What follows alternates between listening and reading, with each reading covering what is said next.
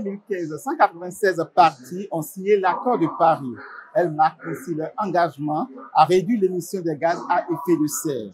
Après cette conférence des Nations Unies sur les changements climatiques, plusieurs initiatives ont vu le jour. Ainsi naquit l'Alliance mondiale contre les changements climatiques en Afrique, plus Afrique de l'Ouest. Nous recevons pour vous la coordonnatrice de ce projet, Madame Laure. Bonjour. Bonjour, bonjour Stéphane. Merci de nous recevoir. Dites-nous, le projet GCCA Afrique plus Afrique de l'Ouest, quels sont ses objectifs? Le projet GCCA plus Afrique de l'Ouest, donc le projet Alliance mondiale contre les changements climatiques en Afrique de l'Ouest, peut-être il faut le redire, c'est un projet qui est une initiative de l'Union européenne, financée par l'Union européenne, mis en œuvre par Expertise France, sous le portage politique institutionnel de la CEDEAO et en partenariat avec le CILS. La particularité de ce projet et l'objectif de ce projet, c'est de soutenir et de renforcer l'action climatique régionale en Afrique de l'Ouest pour relever les défis de la lutte contre les changements climatiques en Afrique de l'Ouest. Ce projet est né déjà depuis 2018 et en décembre 2022, ça va s'achever. Dites-nous quels sont les résultats que vous avez eus à ce niveau?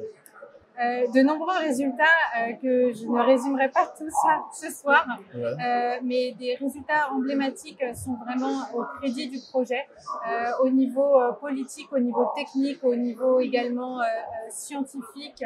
De très nombreux résultats sont à inscrire à ce projet. Par exemple, le projet a soutenu la CEDEAO dans l'élaboration de sa première stratégie régionale climat, qui est une stratégie qui a été validée en 2022 par l'ensemble des ministres de l'environnement de la CEDEAO, puis adoptée par les ministres statutaires de la CEDEAO en juillet 2022. Cette stratégie, elle est en cohérence avec la stratégie continentale de l'Union africaine. Elle a une vision à 2050 et un plan d'action décliné de 2020 à 2030. Deuxième aspect assez fort au crédit du projet aussi, le projet a accompagné la CEDEAO à développer un mécanisme, un groupe régional d'appui aux négociations internationales sur le climat pour favoriser renforcer les négociations au niveau ouest africain et favoriser l'émergence de positions communes ouest africaines. Donc la CEDEAO peut désormais s'afficher en matière de négociation aux différentes conférences des parties normalement. Elle est là en soutien. Elle est là en soutien. La CEDEAO n'est pas signataire de l'accord de Paris. Ses États membres le sont, mais pour autant, la CEDEAO peut tout à fait soutenir ses États membres dans le processus de négociation et c'est tout à fait ce qu'elle fait. Il y a vraiment un enjeu de rehausser l'ambition. Là, aujourd'hui, Climate Action Trackers a sorti le chiffre que, pour le moment, les politiques publiques mondiales nous positionnent sur une trajectoire de 2,7 degrés d'augmentation. On voit bien qu'on ne peut pas se permettre ce type d'augmentation et là est bien l'enjeu vraiment de réaffirmer les positions communes ouest-africaines. Vous participez à la COP, quels sont les enjeux pour votre projet? Le projet GCCA plus Afrique de l'Ouest à la COP27 réalise plusieurs activités. Une première qui travaille sur le plaidoyer institutionnel pour mettre en valeur et pour coordonner, faciliter la coordination de la région ouest africaine à la COP27. On le voit bien là à travers par exemple ce pavillon Afrique de l'Ouest qui nous accueille avec du coup ce pavillon de la CEDEAO, de la BOAD, de l'UMOA et du CILS. Ainsi le projet est là en soutien à la coordination de ce pavillon et également le projet est tout à fait présent aussi pour soutenir du coup les négociations avec le groupe régional d'appui aux négociations internationales du GRANIC qui est présent. Une réunion d'ailleurs avec les négociateurs est à venir. Les négociations avancent doucement, peut-être même trop doucement. Il y a vraiment un enjeu d'arriver à s'entendre sur des points qui sont majeurs pour la région.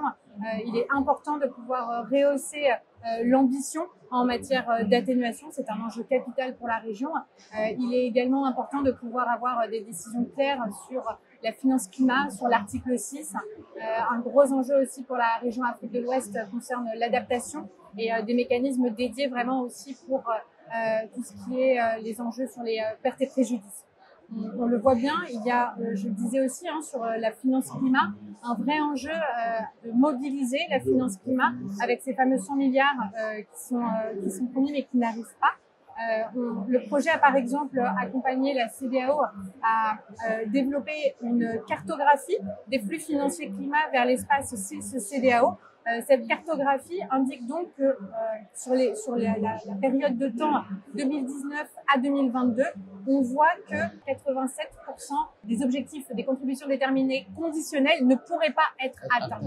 Ce résultat est encore plus, je dirais, grave, qu'il est tout à fait sous-estimé parce que la plupart des pays n'ont pas vraiment distingué dans leur CDN les parties conditionnelles et inconditionnelles. Donc en réalité, on est bien au-delà d'un objectif non achevé à plus de 87% en réalité. Madame Laure, mais que faut-il faire pour réduire ce gap qui est créé? Un enjeu, du coup, bien sûr, est de rehausser, que la communauté internationale, effectivement, rehausse ces financements, effectivement, comme les promesses, en quelque sorte, qui sont aussi, qui ont été réalisées lors des précédentes COP. Donc, une augmentation certaine des flux financiers au niveau national, mais aussi au niveau régional. Qu'est-ce que nous enseigne aussi cette cartographie des flux financiers climat? Elle dit que 5% en volume financier des fonds qui ont transité vers l'espace CEDEAO-CILS venaient nourrir des projets multi-pays ou régionaux. On voit bien que 5%, c'est pas beaucoup. Il y a aussi un enjeu du coup à pouvoir rehausser l'ambition des flux financiers au niveau national, mais aussi au niveau régional, c'est important. Également important de travailler, et c'est aussi quelque chose qu'a travaillé le projet GCCA+ Afrique de l'Ouest, c'est de renforcer les capacités structurelles des entités ouest-africaines à pouvoir accéder directement à la finance climat. Le projet a par exemple accompagné la BIDC, donc la banque d'investissement de la CEDEAO, à pouvoir constituer son dossier déposé du coup auprès du Fonds vert climat ce mois dernier, ce qui renforcera structurellement les capacités de la région à pouvoir mobiliser de la finance climat. Vous aviez été sûrement à la COP26 et aujourd'hui à la COP27. Qu'est-ce qui a changé entre les deux COP? L'accompagnement du projet à la COP26 était également tout à fait présent avec le groupe régional d'appui aux négociations internationales sur le climat qui a participé à la COP26. C'était d'ailleurs à l'occasion de cette année de COP26 que ce groupe a été lancé. Pour cette COP27, on en est à la 2e édition. Et l'aspect assez aussi innovant de cette COP27, c'est vraiment l'union de la région ouest africaine, ici même sur ce pavillon Afrique de l'Ouest. Nous avions une union déjà qui avait été constituée à l'occasion de la COP21 et qui est réitérée pour la première fois. Donc un espace pavillon Afrique de l'Ouest au bénéfice vraiment des organisations régionales et de leurs États membres pour pouvoir ainsi faire passer des messages qui sont très importants pour la région, de pouvoir aussi avoir un espace privilégié de coordination pour les négociations, un espace privilégié également avec les partenaires techniques et financiers. Et on le sait bien, dans la lutte contre les changements climatiques, les partenariats sont absolument essentiels. Nous sommes presque à la fin de notre entretien. Madame Laure, dites-nous, quel est votre message? Quel est le message du GCCA+ Afrique de l'Ouest pour cette COP27? Je crois que c'est un message qu'on entend dans beaucoup de bouches, mais qui est tout à fait vrai. Le temps est à l'action. Le temps est à l'action. Avançons, soyons ambitieux. Pensons à nos enfants et à la planète que nous souhaitons laisser pour nos enfants, aussi bien en Afrique de l'Ouest, mais partout dans ce monde, puisque les changements climatiques nous connectent toutes les régions les unes aux autres. Merci Madame Laure. Chers téléspectateurs, ce sera tout pour cet entretien. Merci de nous avoir suivis. Restez toujours C-Point.